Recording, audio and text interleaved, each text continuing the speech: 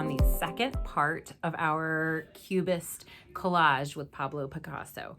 So last week we worked on our background, and you took some scrap paper and you glued it to a piece of paper to make just a background. Okay, so today what we're going to do is we are going to add things on top of that. So you're going to cover some of this up. If you have not done this step yet, that's okay. You can just kind of skip it or just do a few pieces and catch up with us now. Okay, so don't worry if you haven't done that step yet, especially if you're still trying to catch up on other work or other artwork. So I'm going to go ahead and share my workspace with you. You need that paper from last week or a piece of white paper. You also need your sketchbook and the supplies in your sketchbook. Okay, boys and girls, so you are going to need your construction paper that's in your sketchbook and your sketchbook. You're also going to need some kind of glue, either a glue stick or a glue bottle, scissors, marker, pencil.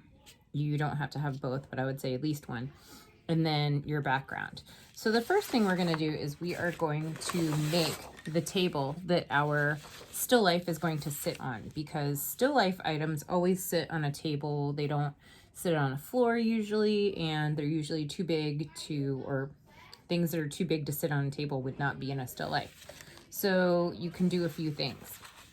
You want to cut a straight line on the long side of one of your colors of construction paper. You can either fold it first to kind of make a straight line. It doesn't have to be totally straight, to be honest, because this is Cubist, which is Pablo Picasso's most famous style of artwork. He was an artist for a very long time. He lived to be almost 100 years old, so his artwork changed a lot throughout his life. But he liked to make a lot of different shapes in his artwork and make them look kind of broken and distorted and different. So that style was called Cubist. I kind of like the word cube. So what you're going to do is whatever color paper you have, you're going to glue it down to the bottom here, okay? So if this is the bottom section of my paper, you can kind of use whatever glue you have. And you guys know that we do lines around the outside, or dot, not a lot. Maybe just a good wiggle in the middle. Okay, and I'm stopping before the end down here because this paper is slightly longer than my white copy paper. They're just a little bit different in size. And I'm going to push it right down to the bottom edge there so they're kind of lined up. And then you might know from school from last year, or if you're new to me, you're learning it now, that we turn things over and we rub for a little bit. Okay, so like 30 seconds, or sing your ABCs, about how long you should be washing your hands. That is how long you rub your glue, and then you can cut this extra piece off. Okay, so this is our table. Okay, so now what you need is you need 3 colors of construction paper, because you are going to have 3 items sit on that table, 3 still life objects. I have already cut out 2 just to save us some time. So I have a book and I have a vase. And what I'm going to do now is I'm going to make some bananas, because I know at home I have some bananas sitting there. So I'm going to first fold my paper into quarters. Again, you don't have to do this step, but this kind of helps you keep in mind how much paper you have to save. And then I'm going to cut out this shape here. And then I'll know I've got plenty more later. Or if I make a mistake, I have extras. Okay, you don't have to cut right on that line. And I'm just going to save this in my sketchbook here. And for a little while, I'm going to move my sketchbook out of the way. Right? So if you want, you can draw first with pencil.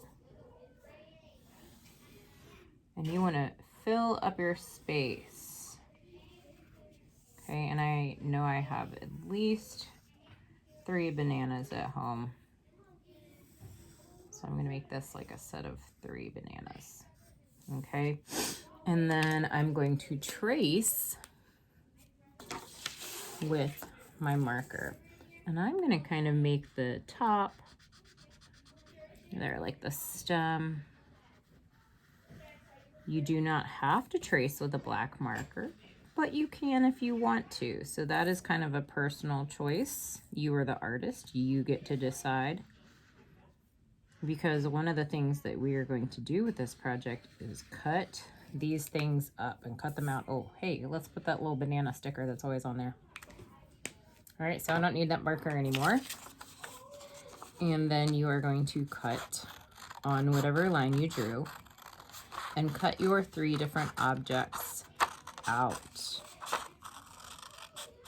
All right, now do not glue them down yet. The only thing we've glued so far is the table. If you get into these little tricky places here, remember, cut out those big shapes first. Your hand holding the paper is the driver. Your hand holding the scissors just opens and closes. It doesn't need to move all around and up and down. Okay, and then you can come back and do like little snips to get these little pieces. All right, so now that we have our objects for our still life, oh, well, I do need scissors again. Scrap paper you can move out of your way. I'm gonna arrange them on this table somehow, okay? So we've got a book, maybe my book is laying down, I've got a vase, I've got bananas, but before I glue them down, I'm gonna chop them up. I'm gonna make them look cubist like Mr. Picasso, like they are broken, or like they've fallen apart, or I'm looking at them in some kind of shattered mirror. So don't cut it up so they're in a billion pieces. Maybe cut once or twice. And you can cut curvy zigzag lines. You can cut straight lines. You can draw it on the back first before you start chopping. And it's going to be a little tricky to make mistakes. You're not really going to make mistakes when you cut it up.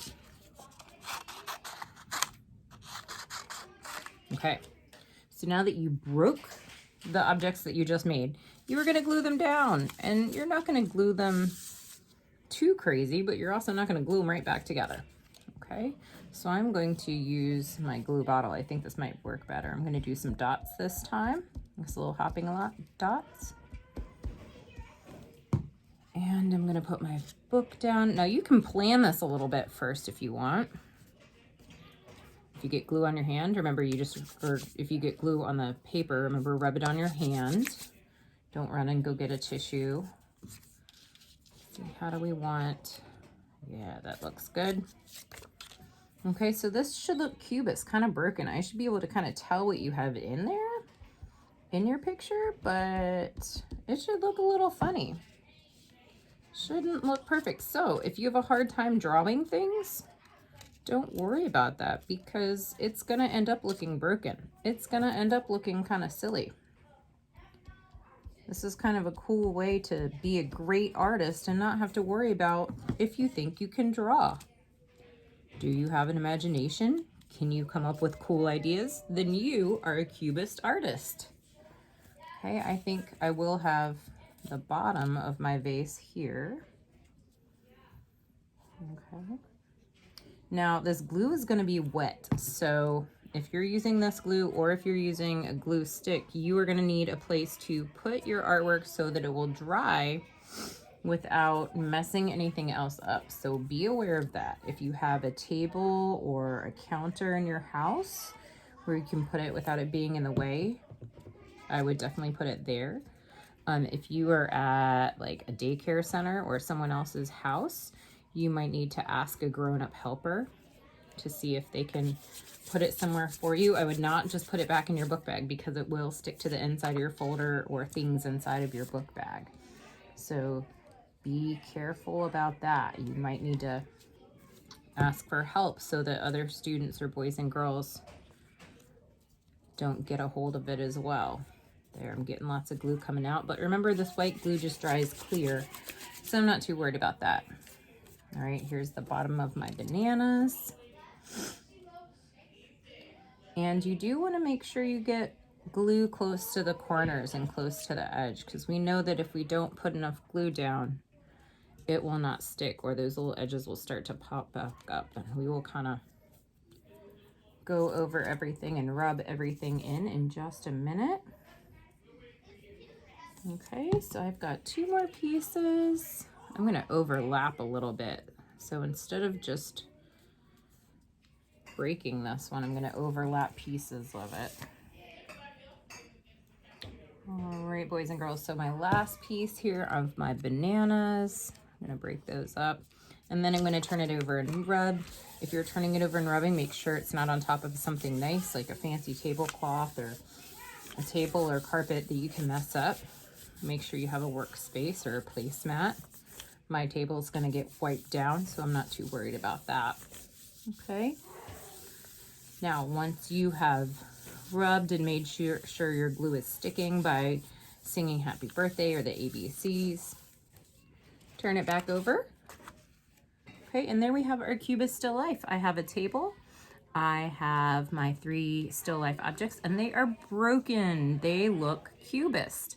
So then, boys and girls, you are going to share that in our photo album on Schoology, just like we've talked about before. Take a picture on your Chromebook and upload it and tell me what your objects are. Give me some feedback with an artist statement, okay?